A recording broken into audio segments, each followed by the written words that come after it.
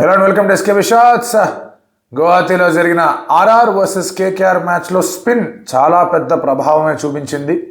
And spin ప్రభావం చూపించినప్పుడు definitely KKR has an advantage there. RR batters were not able to get going and వాళ్ళ bowling నుంచి కూడా వాళ్ళకి సరైన రీతిలో సపోర్ట్ అనేది లభించలేదు. అండ్ ఆర్ఆర్ ఇంకొక మ్యాచ్ ఓడిపోయారు అండ్ కేకేఆర్ బోనీ అయితే చేయగలిగారు. It was a good match. కొంచెం టఫర్ సిచ్యువేషన్స్ ఫర్ బ్యాటింగ్, ఆడడం కొంచెం కష్టమైంది. But still RR had the chance అనిపించింది. కొన్ని ఇంపార్టెంట్ వికెట్స్ అండ్ మిడిల్ ఓవర్స్లో కోల్పోవడం అండ్ మోయిన్ అలీ ఎవరైతే సునీల్ నారాయణ్ ప్లేస్లో వచ్చాడో అతను కూడా వికెట్లు తీయడం అండ్ ఇన్ ది అండ్ క్వినీ బాగా ఆడేసేసరికి కోల్కతా నైట్ రైడర్స్కి విజయం అనేది లభించింది. బట్ ఆ ఇన్స్టెన్సెస్ ఏంటి? Where did Rajasthan Royals exactly lose? Let's get start.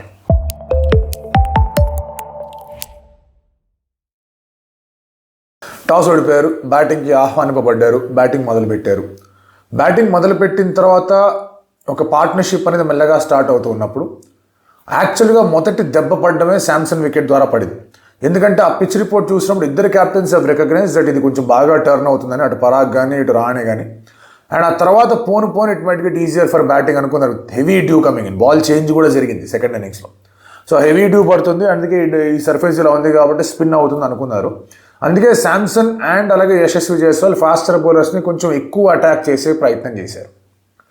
Room ఇచ్చి కొడదాం అనుకున్నాడు, వికెట్ ఎగిరింది సంజు శాంసన్ది. అండ్ దెన్ పరాగ్ కేమిన్, పరాగ్ బాగా ఆడుతూ కనిపిస్తూ వచ్చాడు. ఆ తర్వాత యశస్వి జైస్వాల్ బాగా ఆడుతున్నట్టు ఒక మంచి పార్ట్నర్షిప్ డెవలప్ అవుతుంది అనుకున్నారు.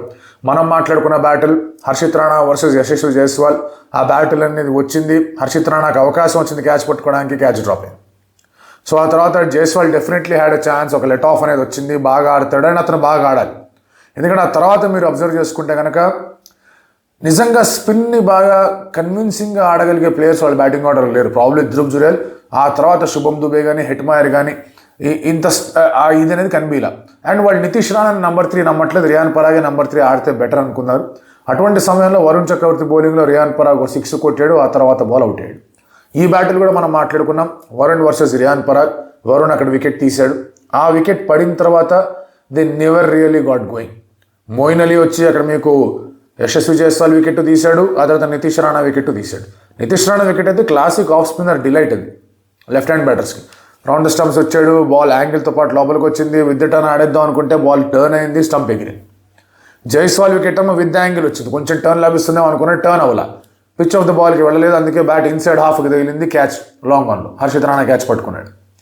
సో ఈ మోయిన్ అలీ సునీల్ నారాయణ్ ప్లేస్లో రావడం కొంచెం స్పిన్ ఏమన్నా వీకెన్ అయింది అనుకున్నారు, కానీ పిచ్ సపోర్ట్ వేయడంతో మోయిన్ అలీ కరెక్ట్ లెంగ్స్తో వేయడంతో అతను కూడా 2 వికెట్లు తీయడం మాత్రమే కాదు, రన్స్ కూడా కట్టడి చేశాడు. వరుణ్ చక్రవర్తి 2 వికెట్లు తీశాడు, 17 రన్లు మాత్రమే ఇచ్చాడు. నేను హర్షిత్ రాణా వచ్చి వికెట్ తీసుకున్నాడు, అతను స్పెన్సర్ జాన్సన్ వచ్చి వికెట్ తీశాడు. They never really got going. Harshit Rana to Dhruv Jurel wicket అనేది వాజ్ ఒక 10 రన్స్ డిఫరెన్స్ అని చెప్పుకోవచ్చు. ఎందుకంటే అక్కడ పడిన తర్వాత ఆల్దో జోఫ్రాజ్లో 6, ఆ తర్వాత ఇంకేదో 6 or 4 కొట్టినా కూడా జురేల్ ఉంటుంటే ఇంకొంచెం బెటర్ ఇంపాక్ట్ అనేది ఉండేది. అండ్ ఇందాకన్నట్టుగానే స్పిన్ కానీ స్లోవర్ వన్స్ కానీ వేస్తూ ఉన్నారు కాబట్టి బ్యాటర్స్కి నెవర్ రియలీ వాళ్ళకి ఒక పూర్తిస్తే అడ్వాంటేజ్ అనేది కనిపించలేదు. షిమ్రాన్ హెట్మాయర్ కూడా స్ట్రగుల్ అయ్యాడు, దూబే దగ్గర నుంచి కూడా పెద్దగా రన్స్ రాలా. So in the end 151 way too short. Riyan Parag కూడా ఒప్పుకున్నాడు, 170 వాజ్ వాట్ వీఆర్ లుకింగ్, కానీ ఆ 170 అనేది వాళ్ళు రీచ్ కాలేకపోయారు. దాంతో ఎప్పుడైతే కేకేఆర్ బ్యాటింగ్ ఆరంభించిందో the only way that they could win was to pick wickets. Moeen బాగా స్ట్రగుల్ అయ్యాడు బ్యాటింగ్లో. ఇన్ఫ్యాక్ట్ మీరు అబ్జర్వ్ చేస్తే ఫజలక్ ఫరూకీని కాకుండా వాళ్ళు ఆర్చర్ని నమ్మారు. ప్రాబ్లీ ఎక్స్పీరియన్స్ అని నమ్మారేమో, ఎందుకంటే Fazalhaq Farooqi was a better bowler than Archer. Swing అదంతా లభించింది, but the went with Archer. వెంటనే మళ్ళీ స్పిన్నర్ని తెచ్చేశారు. దానికి 2 కారణాలు ఉన్నాయి. ఒకటి డ్యూ రావచ్చు, డ్యూ ఆల్రెడీ వస్తుంది, సో ఇక్కడే స్పిన్నర్స్ని తీసుకొద్దామని. Ideally they should have gone in for Tushar Deshpande. అక్కడ బాల్ హార్డ్ అండ్ న్యూగా ఉన్నప్పుడు అగేన్స్ట్ లెఫ్ట్ హ్యాండర్స్ చాలా మంచి బౌలర్ అతను. క్వింటన్ డికాక్ వికెట్ పడిందంటే కనుక వీళ్ళ బ్యాటింగ్ కూడా కొంచెం స్ట్రగుల్లో ఉంది కాబట్టి కాస్త ఇంపాక్ట్ అనేది పడేదేమో అనిపించింది. తుషార్ దేశపాండే స్టార్టింగ్లో బౌల్ చేస్తుంటే, or for that matter Sandeep Sharma bowl చేస్తున్నారు. వాళ్ళు తీక్షణ హసరంగాతో ముందుకు వెళ్ళే ప్రయత్నం చేశారు. క్వింటన్ డికాక్ని క్వాయిట్గా ఉంచుదాం అనుకున్నారు. మోయిన్ అలీ చాలానే క్వాయిట్గా ఉన్నాడు. Riyan Parag himself came to bowl, అతను కూడా మంచి స్పెల్ చేశాడు. బట్ మోయిన్ అలీ రన్అట్ అయ్యాడు. మోయిన్ అలీ రన్అట్ అయిన తర్వాత రహానే వచ్చాడు. రహానే వచ్చిన తర్వాత 6 or 4 పడింది. స్కోర్ బోర్డు ముందుకు కదులుతుంది అనుకుంటున్న సమయంలో హసరంగా బౌలింగ్లో అవుట్ అయ్యాడు. ఆ తర్వాత అంకుష్ రఘువంశీ వచ్చాడు. That is where Quinton de Kock took off. Quinton de Kock ఒక ఎల్బిడబ్ల్యూ నిర్ణయం వేస్తే ఛాలెంజ్ చేశాడు, అది ఎల్బిడబ్ల్యూ కానే కాదని చెప్పేసి అర్థమైపోయింది. అండ్ అక్కడి నుంచి బ్యాటెడ్ రియలీ వెల్. కొంచెం పేస్ వచ్చింది ఈ బాల్ మీదకి అంటే కనుక చాలా బాగా ఆడాడు, స్పిన్ని కూడా చాలా బాగా ఆడాడు. ఇన్ఫ్యాక్ట్ హసరంగా 6 కొట్టాడు, అది చాలా ఇంపార్టెంట్ 6. అది షిఫ్ట్ ఇన్ మొమెంటం అనేది హసరంగా డీప్ మిడ్ వికెట్ మీదుగా క్వింటన్ డికాక్ కొట్టిన 6. అప్పటిదాకా కూడా రాజస్థాన్ రాయల్స్ ఏదో ఒకటి చేయొచ్చు, ఒక్క వికెట్ అని ఆలోచిస్తూ ఉన్నారు. ఎప్పుడైతే ఆ 6 వచ్చిందో క్వింటన్ డికాక్ ఫుల్ ఫ్లోలోకి దిగాడు. క్వింటన్ డికాక్ ఫుల్ ఫ్లోలోకి దిగేసరికి మీకు రన్ రేట్ ఎలాగో పెద్ద రన్ రేట్ కాదు, రిక్వైర్డ్ రన్ రేట్ కాదు, మీరు వికెట్లో తీస్తేనే రిక్వైర్డ్ రన్ రేట్ అనేది పెరుగుతుంది. అది పెరగలేకపోయింది. No other bowler came and took wickets. Theekshana try చేశాడు, వర్కౌట్ కాల. పరాగ్ ట్రై చేశాడు, వర్కౌట్ కాల. హసరంగానే కొట్టారు. రహానే వికెట్ పడిన తర్వాత ఫాస్టర్ బౌలర్స్ వచ్చే ప్రయత్నం చేశారు, వాళ్ళని కొట్టారు. లేదా సింపుల్గా 6 runs 5 runs అలా తీసుకుంటూ వెళ్ళిపోయారు ఓవర్కి. So never really KKR was challenged in this chase. Ideally speaking they should have finished it much before. వాళ్ళు ఒక 15 ఓవర్లోనో 16 ఓవర్లోనో ఫినిష్ చేద్దాం అని ఆలోచనతో వచ్చి ఉంటారు. అండ్ ఇన్ ది ఎండ్ కొంచెం అటు ఇటు అయినా కూడా పెద్దగా ప్రాబ్లం అనేది కుదరలేదు. ఇంకా ముందు ఫినిష్ చేసే అవకాశాలు కూడా ఉన్నాయి. హాఫ్ వే మార్క్లో సరే 10 ఓవర్స్లో ఇంకా 82 దాకా కొట్టాలి అనుకుంటే వాళ్ళు ముందే కొంచెం బెటర్గా ప్రిపేర్ అయ్యి పవర్ ప్లేలో ఆడుంటే, మోయిన్ అలీ నుంచి కనుక రన్స్ వచ్చుంటే things would have been different. 13-14 ఓవర్లో కొట్టేసేవాళ్ళు ఆ స్కోర్. బట్ నరేన్ ప్లేస్లోనే వచ్చాడు, నరేన్ ప్లేస్లోనే ఆడిద్దామని అతను ఓపెనింగ్కే పంపించే యోచనలో కేకేఆర్ కనిపించింది. అండ్ వాళ్ళ హెవీ గన్స్ అనేవి ఇంకా టెస్ట్ అవ్వాలి ఆ బ్యాటింగ్లో. రింకు కానీ, వెంకీ కానీ, రస్సెల్ కానీ వాళ్ళు ఎవరు టెస్ట్ అవ్వలేదు పూర్తిగా ఇటువంటి సర్ఫేస్ మీద.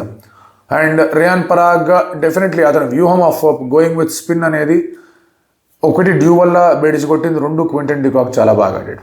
అఫ్కోర్స్ దానికి తోడు స్కోర్ బోర్డు కూడా తక్కువగా ఉంది. ఇటువంటి wicket might help Rajasthan Royals. But unfortunately వాళ్ళు ఎంచుకున్న మ్యాచ్లు ఆర్ ఎంచుకున్న ఏ మ్యాచెస్కి అయితే ఈ వెన్యూ ఎంచుకున్నారో అది వాళ్ళకి విడిచికొట్టే అవకాశం గట్టిగా ఉంది. నెక్స్ట్ మ్యాచ్ బాల్సపాడాలో వాళ్ళు సిఎస్కేతో ఆడబోతున్నారు. వాళ్ళకి మంచి స్పిన్ అటాక్ అనేది ఉంది.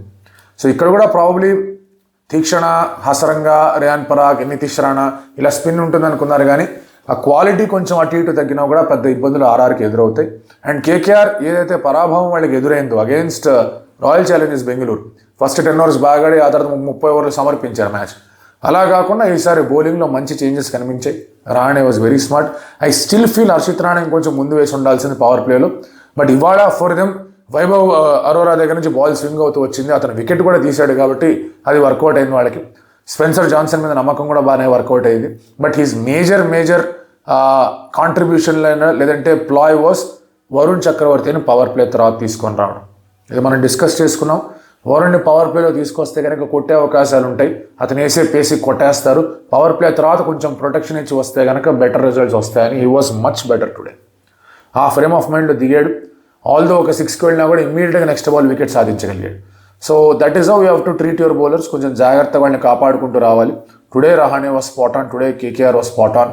97 ఆర్చర్ 2 వైడ్ లేకుండా ఉండుంటే సెంచరీ వచ్చేది కదా అని కొంతమంది అనుకోవచ్చు. But again it doesn't matter. 97 already చూసాం మనం. So yeah, that is the case. Good start again. మళ్ళీ కేకేఆర్కి ఈ మ్యాచ్లో ఒక ఫ్రెష్ స్టార్ట్ అనుకుంటే కనుక మంచి స్టార్టే. స్టిల్ నెట్ వాళ్ళు వెనకబడి ఉన్నారు. Rajasthan Royals have lot of thinking to do, lot of work to do. Probably Sawai మాన్సింగ్కి వెళ్తే వాళ్ళకి ఏమైనా అడ్వాంటేజ్ వస్తుంది అనేది చూసుకోవాల్సిన అవసరం అయితే కనిపిస్తుంది. ఇక రేపు మ్యాచ్ ఉప్పల్లో ఉంది. సో మరో ప్రయత్నం, దాని గురించి రేపు పొద్దున మాట్లాడుకుందాం.